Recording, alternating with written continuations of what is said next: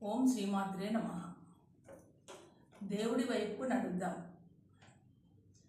ఒక ఊర్లో ఉన్న గుడిలో జరగబోయే పురాణ శ్రవణానికి రావాల్సిందిగా గుడి అర్చకుడు ఆ ఊరి ధనవంతుడిని ఆహ్వానించాడు.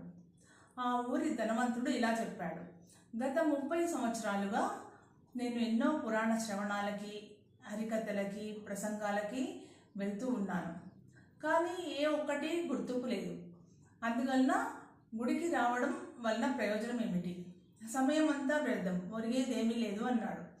అందుకు అర్చకుడు కొంచెం బాధపడినవి ఇలా చెప్పాడు: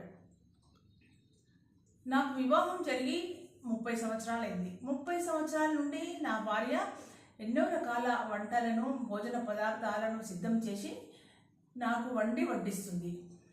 అలా వండించిన ఏవి నాకు గుర్తుకు లేదు. కనీసం 2 రోజుల ముందు నిన్నటి రోజు చేసిన పదార్థాలు కూడా గుర్తుకు లేదు. కానీ నాకు తెలిసింది ఏమిటి అంటే, ఆమె నాకు భోజనం పెట్టడం వలన నాకు శక్తి వచ్చింది. ఆ శక్తి వలన నేను ఎన్నో పనులు చేసుకోగలుగుతున్నాను. శక్తి లేకపోతే నేనే పనులు చేసుకునేవాడిని కాదు. ఆమె వండి నాకు భోజనం పెట్టకపోతే ఆ రోజే చనిపోయి ఉండేవాడిని అన్నాడు. శరీరానికి భోజనం ఎలాగో మనసుకు దైవ ధ్యానం, దైవనామ స్మరణ అలాగా నిరంతరం చేస్తూనే ఉండాలి. నిరంతరం నామస్మరణ చేయడం వలన పుణ్యం పాపం సమానంగా జరిగి మోక్షం లభిస్తుందని చెబుతారు. మనిషి జన్మకు ఒకే ఒక లక్ష్యం. ఏంటి అది అంటే దైవ సాక్షాత్కారం అని భగవద్గీత చెబుతోంది. మనం దేవుడి వైపుకు ఒక అడుగు వేస్తే దేవుడు మన వైపు 10 అడుగులు వేస్తాడు.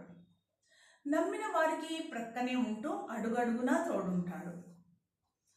భక్తుడి వెంటే భగవంతుడు ఉంటాడు అని ఎన్నో పురాణాల ద్వారా, ఎన్నో కథల ద్వారా, ఎంతో మంది భక్తుల చరిత్రల ద్వారా తెలుస్తుంది మనకు. అందుకని దేవుడి వైపుకు నడుద్దాం. ఇందులోని పరమార్థం ఏమిటి అంటే, ఇందులోని అంతరార్థం ఏమిటి అంటే, భోజనం వలన శక్తి ఎలా మనకు చేకూరిందో అలాగే గుడికి వెళ్ళడం వలన పుణ్యం లభిస్తుంది.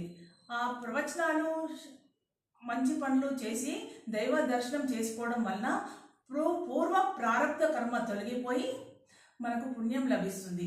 అందువలన మనం గుడికి వెళ్ళడమే మంచిది అనేది ఇందులోని అంతరార్థం. జై శ్రీరామ్.